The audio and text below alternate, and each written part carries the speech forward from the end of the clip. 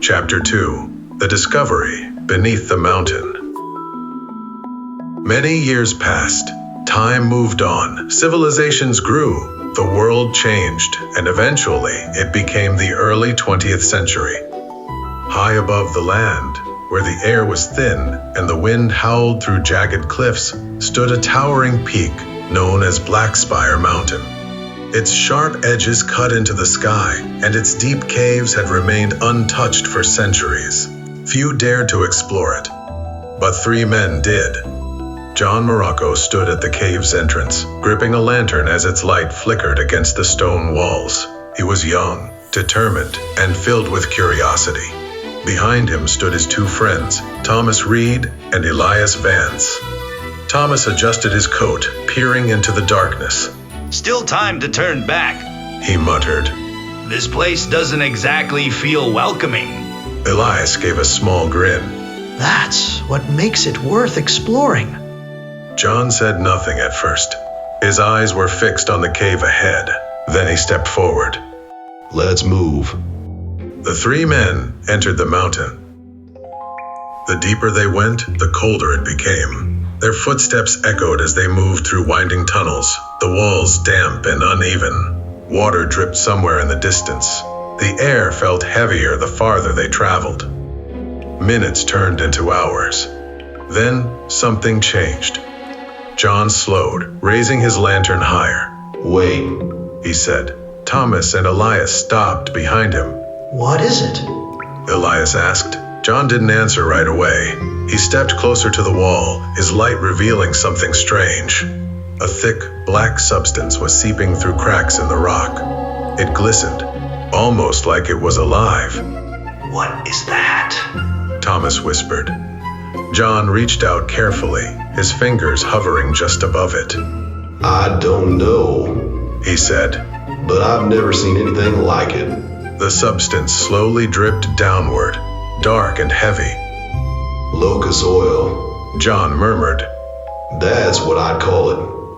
Elias frowned. "You're naming it already?" John didn't respond. He was focused, studying it. That's when it happened. A sudden crack echoed through the cave. Whoa! Thomas's foot slipped. The ground beneath him gave way. "Thomas!" Elias shouted. Thomas fell, his lantern spinning into the darkness with him. His voice echoed as he dropped, then suddenly stopped. John and Elias rushed to the edge, dropping to their knees. "Thomas!" John shouted. "Can you hear us?" For a moment, there was nothing.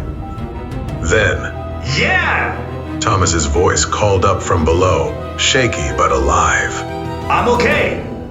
It's deep, but I think I'm all right. Elias let out a breath. "You scared us half to death." John leaned forward, holding the lantern down into the crack, trying to get a better look.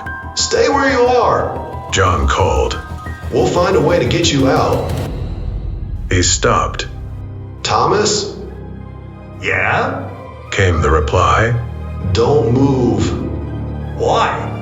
John didn't answer right away, because now Elias saw it too. Far below, in the darkness behind Thomas, 2 glowing red eyes opened, unblinking, just watching. Thomas's voice came again, quieter this time. Guys, what is that? The eyes shifted. Then, something moved. "Thomas, run!" Elias shouted, but there was nowhere to run. A black shape lunged from the darkness. It struck Thomas before he could react. His scream echoed violently through the cave as the thing grabbed him.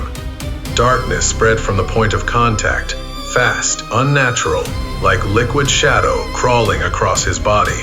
Help me!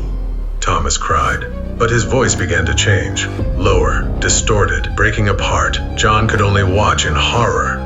"No, no, no." The movement stopped. Silence. Then slowly, Thomas stood up, but he wasn't Thomas anymore. The darkness had taken him, covered him, changed him. The figure turned. 2 glowing red eyes stared up at them. Elias stumbled back. "John, what is that?" John grabbed his arm. We have to go. Now! They ran. Their footsteps pounded through the tunnels as they fled, not daring to look back. The cave felt tighter now, darker, like it was alive and closing in around them. Back at the crack in the ground, the figure stood still, watching. There was no Thomas Reed anymore, only a black bolt. It tilted its head slightly, its glowing red eyes fixed on the direction John and Elias had fled. For a moment, it said nothing. Then, in a low, unnatural voice, it spoke. You can run, but it has already begun. The cave fell silent once more.